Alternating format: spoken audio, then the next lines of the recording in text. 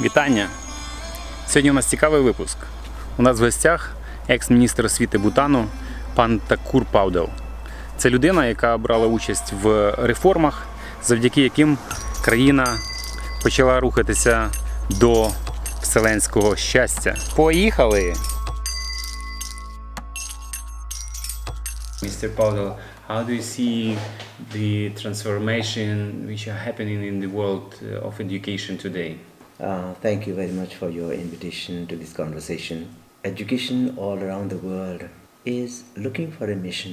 We have done a good job of setting up schools, colleges and institutions all around the world, country after country, continent after continent. We have done a good job, but it is not enough. Our succeeding generations, our youth, look for answers that are not yet available. So we owe it to them to provide some refreshing pathways forward. And education ought to do that. Taking into consideration that there are a lot of changes, and what should ordinary teachers, or what should teachers do in this time of transformations? For me, even though we have benefited a lot from engaging technology, state-of-the-art resources, but I still believe that the human teacher is critical in this scheme of education. Even the most efficient machine doesn't have feelings and sentiments and possess values that a human being has. So in my scheme of things, the teacher occupies the center stage of education. We may have the finest resources, state-of-the-art equipment and technology, but if we do not have a motivated teacher, a passionate teacher, a teacher who celebrates learning, has fun with teaching and with children, that is the kind of teacher who will bring powerful lessons to the class and engage children in meaningful, imaginative and purposeful ways. This is the kind of teacher we are looking for today in the world. I like the idea. I just looked through your book, and I like the idea that the role of education is actually, the whole, should be not serving but leading. Can you just say a few words about this idea? In an ideal situation, education should lead the society. Today, unfortunately, it is the society, the factories, the corporations, the employing agencies that are calling the tune. I feel it is not right. Education ought to think bigger, think wider, and think deeper. Education must be a few steps ahead of the society. Supposed to be nobler, it is supposed to be sublimer than what is the current engagement of the markets and the factories and corporations. Because we build schools, colleges and universities and engage our children, our boys and girls, our youth, who are the most precious segment of the society, for an extended period of time, it is only right and fair that education be purposeful, it be powerful, and it be deeply fulfilling. So education ought to be in the limelight. It must be ahead of the society. It must lead and provide great examples of inspiration to the society, to the people, to the market. So let the market look up to our institutions. Let the factories and the corporations look up to our institutions as a lighthouse, as provider of guidance, as a provider of examples of good life, as a provider of examples of good communities and good societies. So education ought to be leading rather than be led in the ideal scheme of things. Today, unfortunately, we are putting the cart before the horse. The horse must lead the cart and not the cart leading the horse. How do you think the young people can find their calling and your future profession or future business?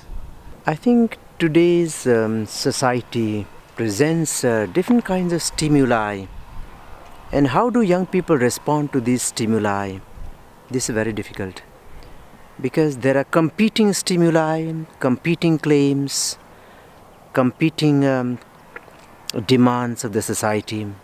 And young people are lost between trying to address these stimuli that come from the external world and also honor their own deep inner core. And the inner core, the voice of their conscience, could be telling a different story. I think there are at least two worlds that they are trying to address.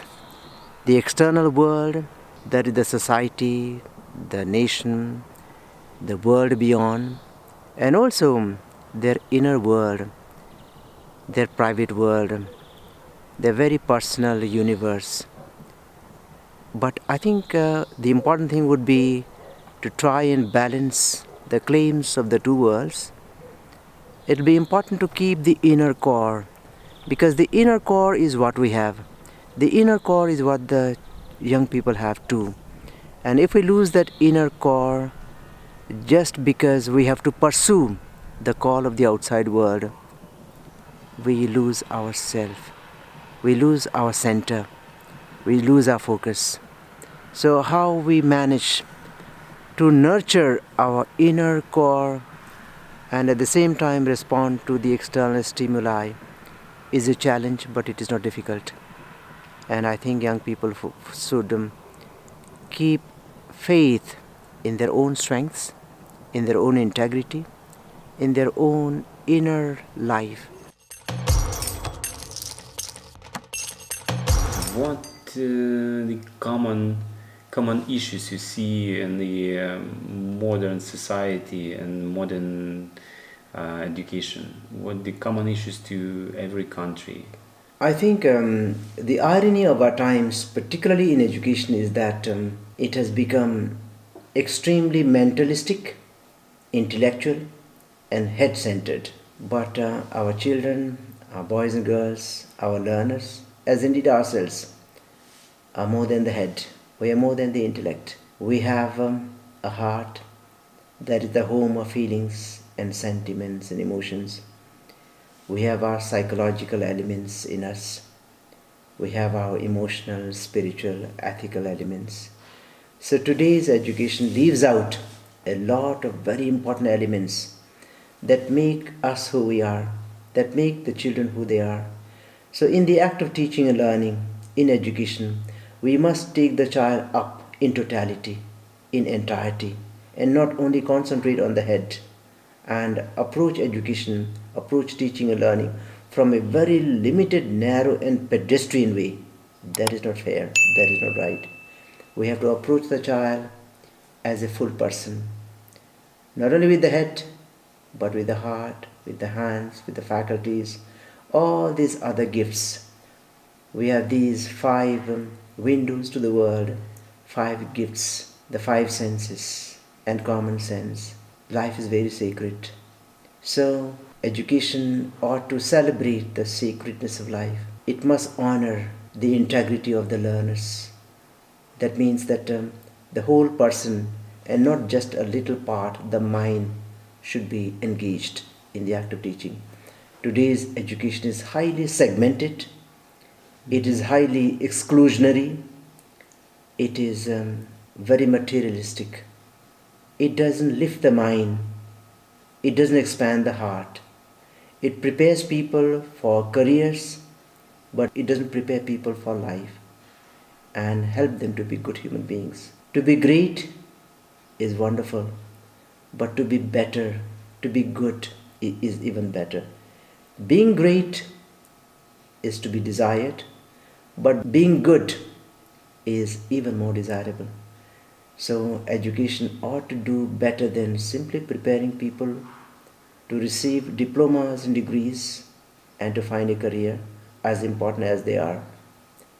We owe it to the children, to young people, to give them more, to give them better. Make them more seeing, make them more hearing, make them more feeling, and be fuller. During your reforms, what obstacles did you face and how did you overcome them? We believe that every nation ought to have its own North Star, its guide, its goal, just as indeed all men, women and children must have a dream.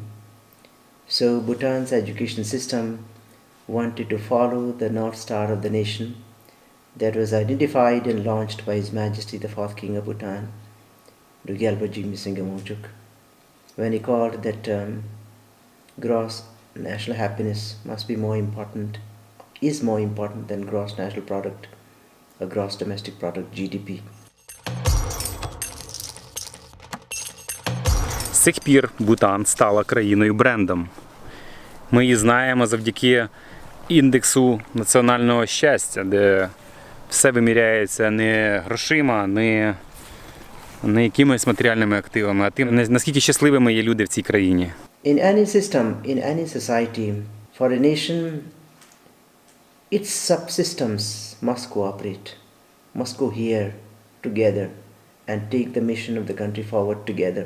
So we launched this nationwide educational reform initiative called Educating for Gross National Happiness, and the strategy that we chose was building green schools or nurturing green schools.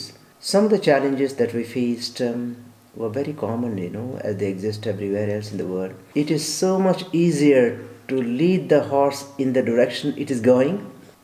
We are comfortable following the beaten track. Mm-hmm. We are comfortable in our own little space that we are used to. Familiarity makes us comfortable. It gives us some sense of confidence. People usually they want to change. Oh yes, indeed. So bringing about a change, however exciting, makes people a little scared. So initially, many of my fellow teachers were apprehensive of whether this very powerful and revolutionary change, building green schools, was going to be easy. But education is also built on the principle of possibility. Education is built on the principle of hope. Things may not be bright now, but with effort, we can make them brighter. Life may not be perfect, but with effort, we can improve it. It may not be a perfect world, but we can work towards making it more perfect. Learning by doing. Learning by doing. So over a period of time, everybody came along, and now we are in a journey, and we are not looking back.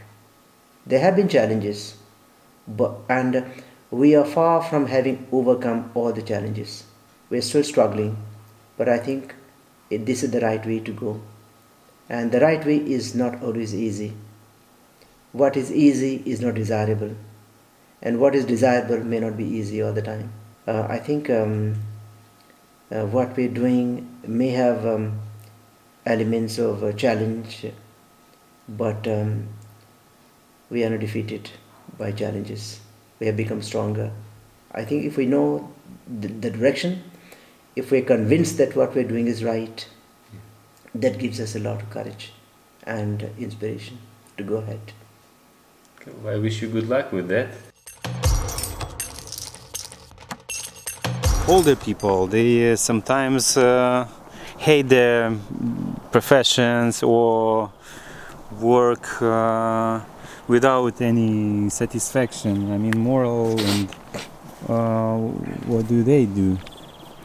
I think today a lot of people are looking for a job or an employment. Some people would even call it duty, and some would call it service. So I think there are different levels of engagement. One could be engaged at the level of duty. That is the barest minimum.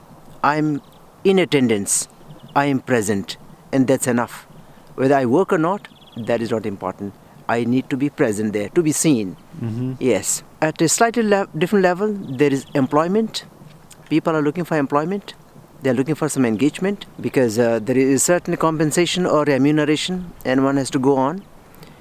Employment is a slightly higher level compared to being on duty. And then there are jobs. Jobs could be actually work. They could be engagements. But even job is not satisfying enough. But when people feel that they are providing service, they are an instrument of service. They are creators and that they can use their faculties to imagine, to dream, and to create, and to build. That is when they become effective. So I think people should aim at being of service, because being of service engages the people at different levels, at the level of the mind, at the level of the heart, at the level of the hands. So if we can engage the head and the heart and the hands, that's real work. That is a real service. And if people do not like what they do, they have to find alternatives. Maybe do something else that gives them joy, that gives them fulfillment. Because work that is not enjoyed becomes labor, and labor is difficult. So work should free people. Work should liberate people. They should make them able to make a difference. And work is wonderful because by working, by serving, we leave behind our impressions. Work is a kind of an autobiography. We do our work. We create, we build, we serve. And all these different forms of work are like writing our autobiography. Long after we are gone, what we do still remains behind as our legacy, as our biography or autobiography. So work is actually like writing an autobiography. And what kind of autobiography we would like to leave behind depends upon us. We should not waste our life. Thank you. Сподіваюся, що випуск вам сподобався. Якщо так, то покажіть це. І зробіть такий сигнал, щоб отримувати мої наступні випуски. Успіху! Я сподіваюся, що у вас є та зірка, до якої ви прагнете, і яка веде вас до вашого щастя.